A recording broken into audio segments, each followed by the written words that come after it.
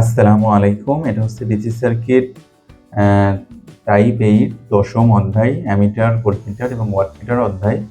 এটা হচ্ছে Tesla volume 1/4 এডিশনের example 1। আমাকে বলছে অ্যামিটার এবং রিডিং এবং ভোল্টমিটার রিডিং নির্ণয় করো। ওকে, তো আমরা এই সার্কিটে দেখছি একটা রেজিস্টরের আড়াআড়িতে অ্যামিটার লাগানো আছে। তো আমরা অ্যামিটারের ইন্টারনাল রেজিস্ট্যান্স জানি 0, অর্থাৎ RM, অর্থাৎ অ্যামিটারের ইন্টারনাল রেজিস্ট্যান্স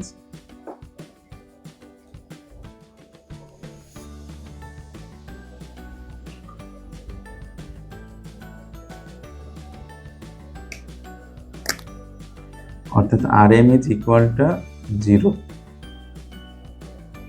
অর্থাৎ অ্যামিটারের ইন্টারনাল রেজিস্ট্যান্স 0। অ্যামিটারের ইন্টারনাল রেজিস্ট্যান্স যদি 0 হয় তাহলে আমার কারেন্টের ধর্ম অনুযায়ী সে কোনো বাধা পথে যাবে না, সে এদিকে শর্ট পথ চলে গেছে, তার কারণে এই রেজিস্টারটা আমার কোনো কাজে দিবে না, এই রেজিস্টারটা আমার কোনো কাজে দিবে না।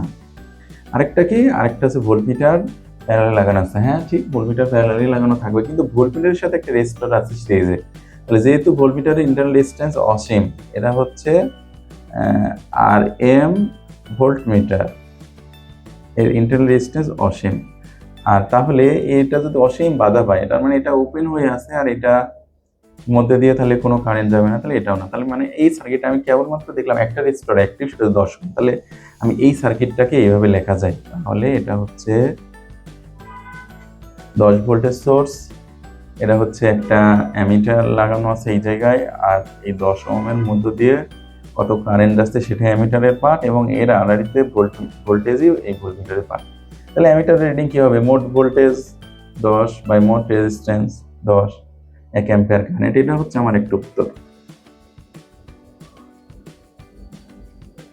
আরেকটা হচ্ছে ভোল্টমিটার। তাহলে ভি সমান আইআর। ভোল্টমিটারের পার্ট দুইভাবে হয়, একটা হচ্ছে লুপ নিয়ে আমরা পার্ট নিতে পারি, আর একটা হচ্ছে ভি সমান আইআর যদি কোনো একটা রেজিস্টারের আড়াআড়িতে ভোল্টমিটার লাগানো থাকে। তাহলে ভি সমান আইআর আমরা এখানে এই সূত্রে অ্যাপ্লাই করতে পারছি, যেহেতু দেখতেছি আমরা ভোল্টমিটারটা একটা রেজিস্টারের আড়াআড়িতে লাগানো আছে। তাহলে ভি সমান আইআর দিলে আমাদের কারেন্ট 1 অ্যাম্পিয়ার এবং রেজিস্ট্যান্স 10 ওহম।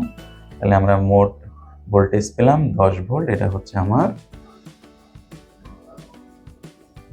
আর একটা উত্তর এই ভোল্টমিটারের পার্ট। তো আমরা খুব সহজেই এইভাবে ভোল্টমিটারের রিডিং এবং অ্যামিটার রিডিং বের করতে পারি। ঠিক আছে, থ্যাংক ইউ সবাইকে। আপনাদের যদি কোনো প্রশ্ন থাকে তাহলে আপনারা কমেন্ট বক্সে জানাবেন। আসসালামু আলাইকুম।